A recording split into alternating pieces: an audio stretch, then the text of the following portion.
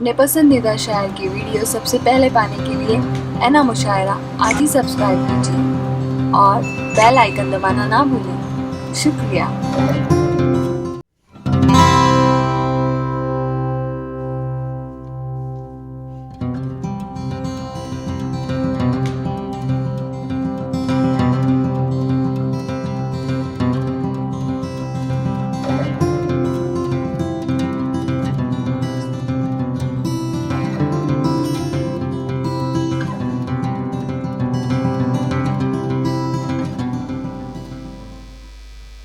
Stage पे बैठे हुए हमारे सभी मोहतरम और मोहतरमा, सभी हमारे शोरा इकराम, खास करके भोपाल से, दिल्ली से, जयपुर से, अलग अलग रियासतों से आज योम आज़ादी के मौके पर जश्न हिंदुस्तान ऑल इंडिया मुशायरे में आए हुए हमारे सभी मुअज़्ज़िज़ शोरा इकराम,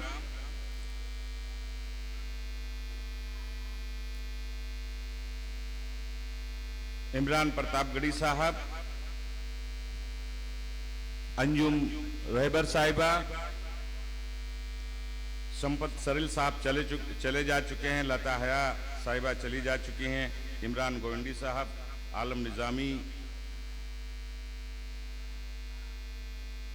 मंजर भोपाली साहब, जाकिर साहब, महमूद राना साहब, अख्तर इलाहाबादी साहब और सामने बैठे हुए हमारे इलाके के तमाम बुजुर्ग, नौजवान साथी, अस्सलामु अलैकुम व रहमतुल्लाहि व बरकातहू।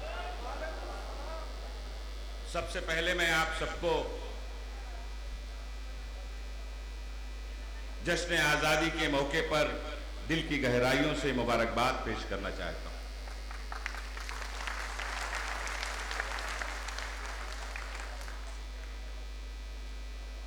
तिहत्तर साल पहले हमें आज़ादी मिली।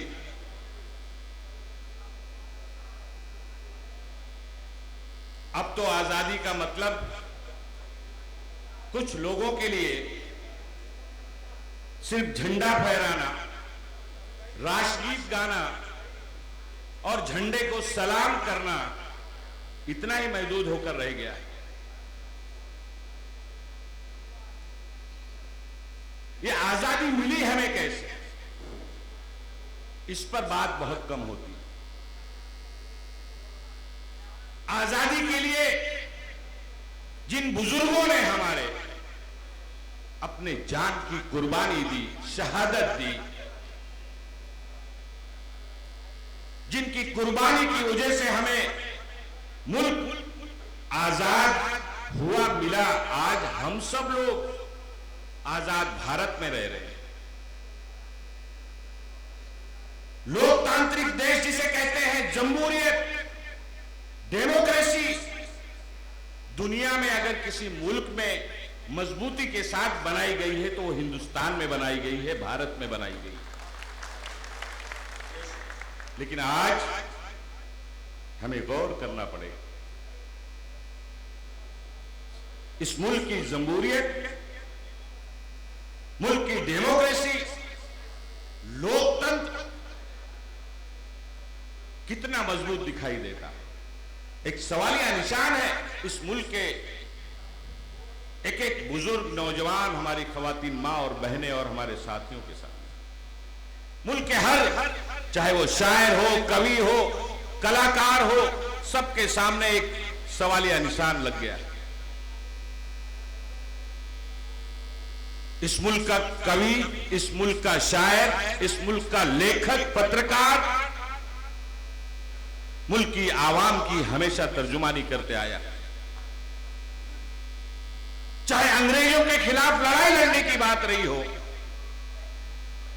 या सरकारों को आईना दिखाने का काम करने का काम रहा हो, हमेशा इस मुल्क के अदीब, शायर, कवि, पत्रकार आजकल के जेबी पत्रकार की बात मैं नहीं कर रहा हूं, जो 24/7 भोपू बने हुए चिल्लाया करते हैं, मैं उनकी बात नहीं करना चाहता हूं। मैं उनकी बात कहना चाहता हूं जो हक बात कहते हैं और हक लिखते हैं और हक दिखाते हैं, मैं उनकी बात कहना चाहता हूं। आजादी, सबका साथ, सबका विकास, सबका विश्वास बोलने में तो बड़ा अच्छा लगता है, सुनने में भी बड़ा अच्छा लगता है। कैसे विश्वास हासिल करेंगे आप देश के, भारत के प्रधानमंत्री साहब? कुछ तो करिए जिससे थोड़ा बहुत जो आपके चेहरे पर धूल जमी है वो धूल साफ की जा सके। कुछ तो करिए।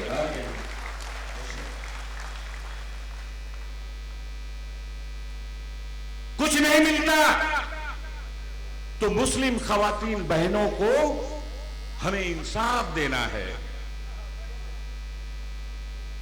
मैं उस बार अपनी कई मीटिंगों में इस बात को मैंने दोहराया था। मैंने गुजरात में भी जाकर ये बात कही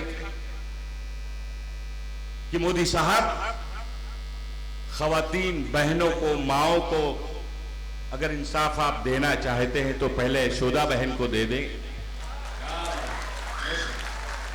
उनको तो आज तक इंसाफ नहीं मिल रहा। इंसाफ के नाम पर शरीयत में मुदाखलत,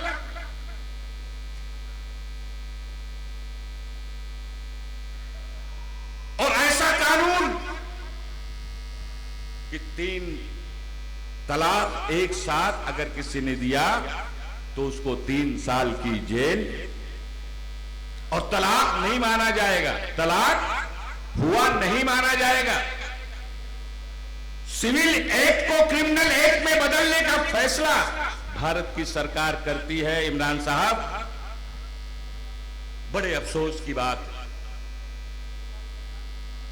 हमारे देश की सरकार, हमारी भारत की सरकार इस देश में क्या दिखाना चाहती है, क्या बताना चाहती है और क्या करना चाहती है, समझ ही में नहीं आ रहा।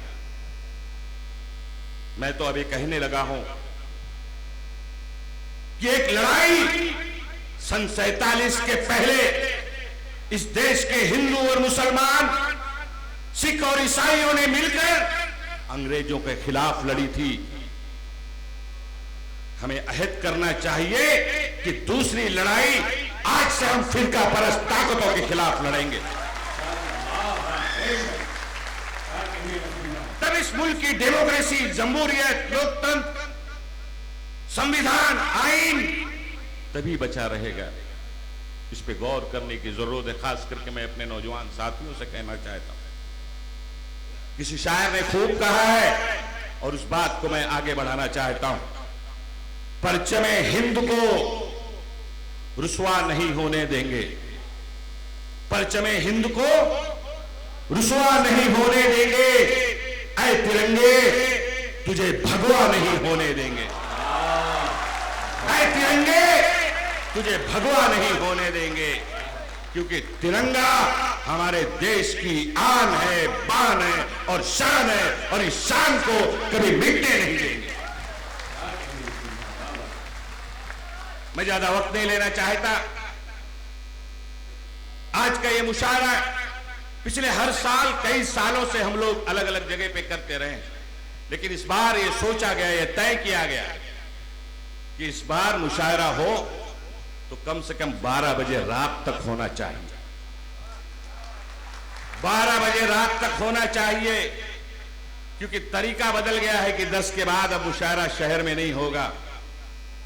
और मैं कहना चाहता हूं, मुझे खुशी होती है कहते हुए कि आपके इस छोटे भाई ने कानूनी तौर से स्पेशल परमिशन लेके 12 बजे रात तक का आज का ये मुशायरे का इनेकाद किया।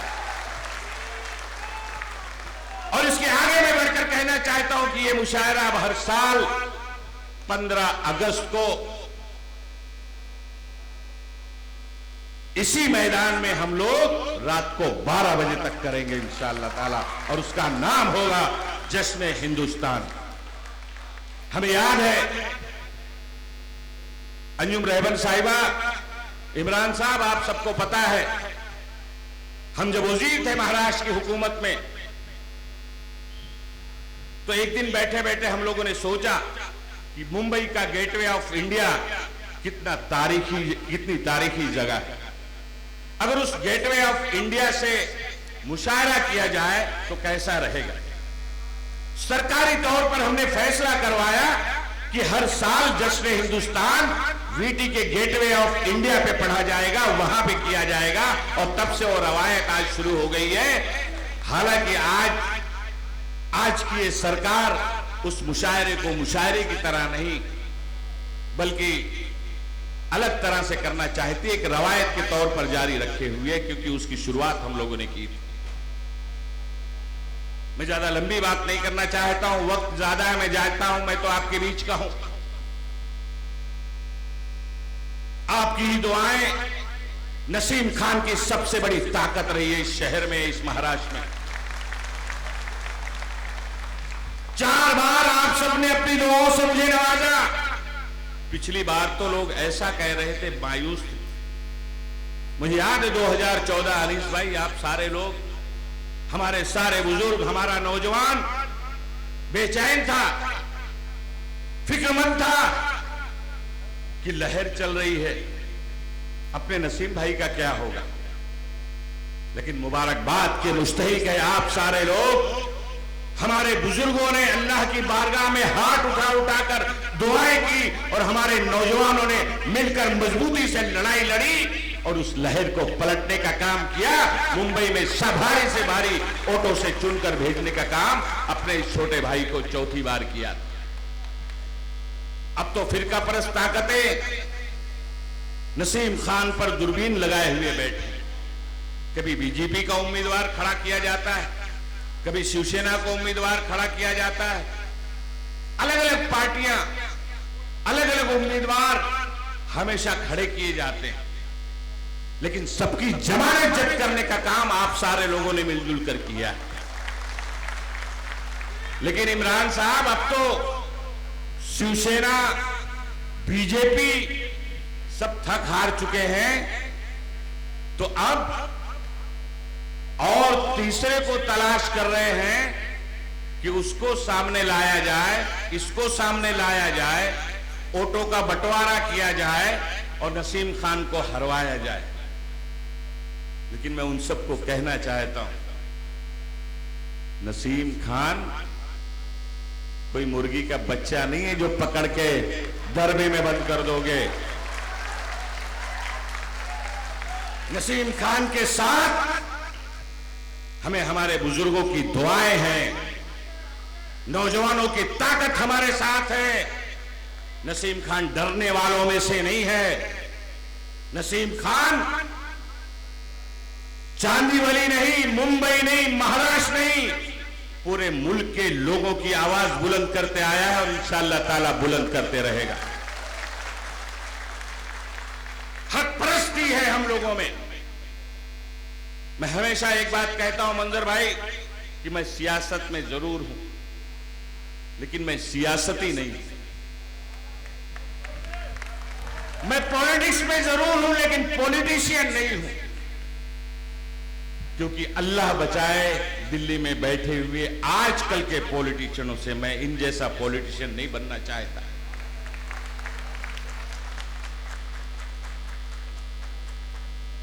जो हालात देखी जाती है, माहौल देखा जाता है, जब सुना जाता है तो दिल रोता है। क्या हो रहा है इस मुल्क में, कैसे चलाया जा रहा है इस मुल्क को, अलग अलग नामों से कैसे लोगों को बांटने की कोशिश की जा रही है, सिर्फ अपने सियासी मुफाद के लिए, अपनी कुर्सी के लिए, सत्ता के लिए, ताकत के लिए, पावर के लिए। अरे ऐसी कुर्सी क्या करोगे जब देश कमजोर हो जाएगा, देश के लोग बर्बादी की कागार पर खड़े होंगे, देश बर्बादी की कागार पर खड़ा होगा, तो ऐसी सियासत आपके क्या काम आएगी। मैं आप सबसे आज की इस मौके पर ज्यादा लंबी बात नहीं करना चाहता हूं, बस इतना ही कहना चाहता हूं कि आप बिल्कुल जिस तरह से मजबूती के साथ, जुर्रतमंदी के साथ, हौसलामंदी के साथ आपने हमेशा हर मरहले पे लड़ाई लड़ी है, उसी तरह से आगे भी आने वाले दिनों में भी ये लड़ाई हम लोग लड़ते रहेंगे इंशाअल्लाह ताला।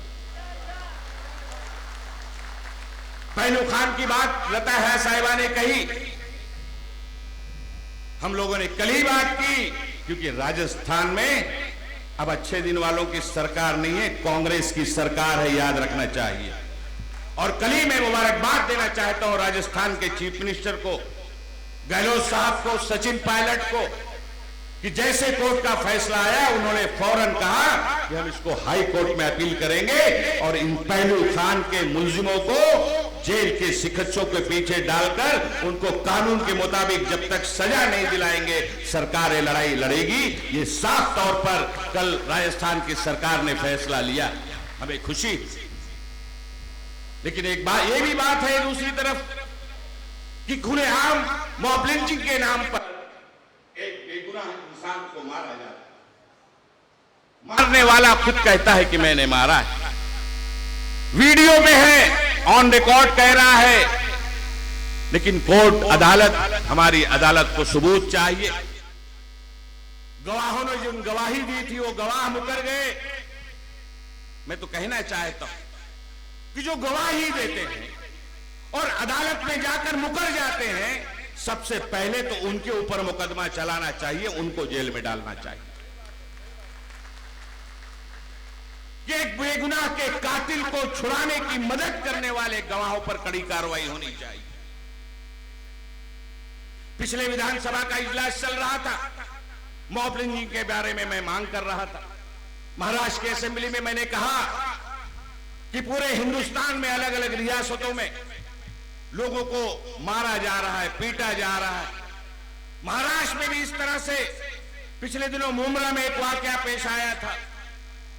हमने आवाज बुलंद की और हमने कहा कि महाराष्ट्र में मॉब लिंचिंग करने वालों को बिल्कुल इजाजत नहीं होनी चाहिए, बल्कि महाराष्ट्र सरकार एक मजबूत कायदा बनाए और ऐसा कायदा बनाए कि मॉब लिंचिंग करने वालों को जब तक सजा नहीं मिल जाती, फाइनल हियरिंग नहीं हो जाती, तब तक उनको जमानत नहीं मिलनी चाहिए, जेल के अंदर उनको रखा जाना चाहिए। इस तरह का कड़ा कानून बनाने की जरूरत है। जिस तरह से मध्य प्रदेश सरकार ने अभी फैसला किया, राजस्थान सरकार ने भी फैसला किया, इसी तरह से महाराष्ट्र में भी मॉब लिंचिंग के ऊपर कानून बनना चाहिए। ये मुतालबा हमारा है और आने वाले दिनों में भी इसको आगे बढ़ाने का काम हम सब करते रहेंगे। मैं फिर से आप सबको ढेर सारी मुबारकबाद पेश करते हुए अपने सभी साथियों को, उनको बहुत बहुत शुक्रिया अदा करना चाहूंगा कि इस अज़ीमुश्शान मुशायरे को इनेकाद करने में, आयोजित करने में उन्होंने बहुत ही मेहनत की। खास करके हमारे गालिब शेख साहब और इनकी पूरी टीम, जितने भी लोग हैं, सबको मैं दिल की गहराइयों से मुबारकबाद देते हुए आप सबको बहुत बहुत मुबारकबाद, शुक्रिया, खुदा हाफिज, जय हिंद।